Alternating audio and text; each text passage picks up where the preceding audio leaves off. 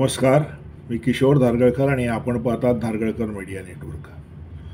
मित्रांनो, काँग्रेस पुन्हा एकदा मीडियाला घेऊन एका मोठ्या कॉन्ट्रोव्हर्सीमध्ये फसते असं दिसते आहे.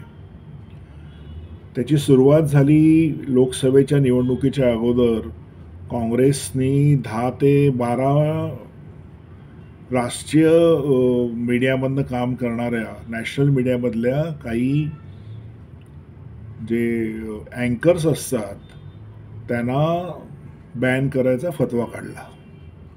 त्याच्यानंतर आता परवा लोकसभेचे निकाल येत होते तेव्हा इंडिया टी व्हीवरती त्यांचे जे मुख्य संपादक आहेत आणि मालक इंडिया टी व्हीचे रजत शर्मा आणि काँग्रेसच्या प्रवक्त्या रागिणी नायक यांच्यामध्ये एक वाद झाला की कार्यक्रम चालू असताना काही एक कारणावरनं रजत शर्मा यांनी आपल्याला शिवीगाळ केली असा आरोप आहे रागिणी नायक यांनी केला.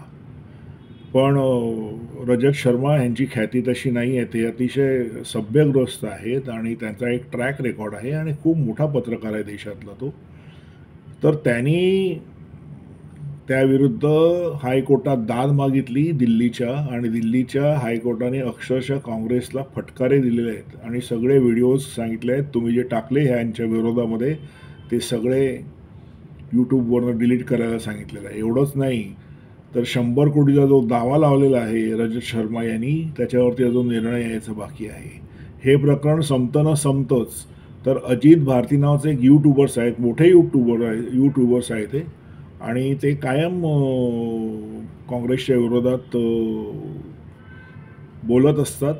ठीक आहे, त्यांनी एक लाईन पकडलेलं. असे अनेक आहेत की यूट्यूबर्स जे भारतीय जनता पक्षाच्या विरोधात बोलत असतात, अनेक आहेत असे. तर ह्या अजित भारती यांनी एक ट्विट केलेलं आणि ह्या ट्विटच्या विरोधात त्यांच्या विरोधात FIR करण्यात आलेली आहे कर्नाटकमध्ये, आणि त्याच्यावरनं सोशल मीडिया आणि यूट्यूबर्समध्ये भयंकर खळबळ उडालेली आहे. कारण रजत शर्मासारखे जे पत्रकार आहेत ते एका मोठ्या चॅनलचे पत्रकार आहेत, त्यांच्याकडे सगळ्या प्रकारची संसाधनं आहे, पैसा आहे, ते फाईट करू शकतात काँग्रेससारख्या मोठ्या पक्षाबरोबर. पण एक यूट्यूबर किती फाईट करणार? तर त्याला एक मर्यादा आहे. त्याच्यामागे काही एवढा कुठला मोठा फोर्स किंवा पैसे असणं केवळ अशक्य आहे. म्हणजे यूट्यूबमधनं पैसे मिळत असतील पण एवढेही मिळत नाही की एका राजकीय पक्षाच्या, बलाढ्य राजकीय पक्षाच्या, राष्ट्रीय पक्षाच्या विरोधात तो यूट्यूबर उभा राहू शकेल. आणि हाच जागा पकडून अनेक यूट्यूबर्सनी काँग्रेसवरती टीकेची झोड उठवलेली आहे.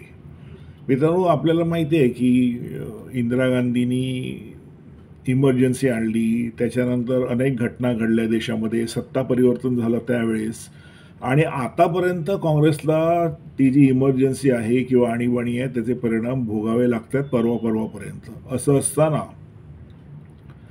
त्यांनी अशा रीतीने मीडियाच्या विरुद्ध, मग ते गोदी मीडिया असू दे किंवा काँग्रेसला सपोर्ट करणारा मीडिया असू दे, पण अशा तऱ्हेचं कुठल्याही एखाद्या राष्ट्रीय पक्षाने एका यूट्यूबरला किंवा पत्रकारांना टार्गेट करणं हे आतापर्यंत असं दिसून आलेलं आहे की त्या पक्षाच्या ते अंगलट झालेलं आहे.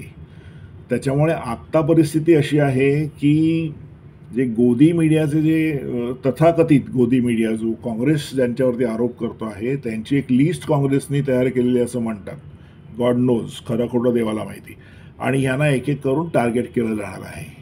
असो, मला एवढंच सांगायचं आहे की काँग्रेस असेल, भारतीय जनता पक्ष असेल किंवा कुठलाही प्रबळ स्थानिक पक्ष असेल, त्यांनी लक्षात ठेवावं की तुम्ही जितके पत्रकारांच्या मागे लागाल आणि त्यांना टार्गेट कराल तेवढंच ते तुमच्या अंगावरती उलटणार आहे, मग तो पक्ष कुठलाही असू द्या.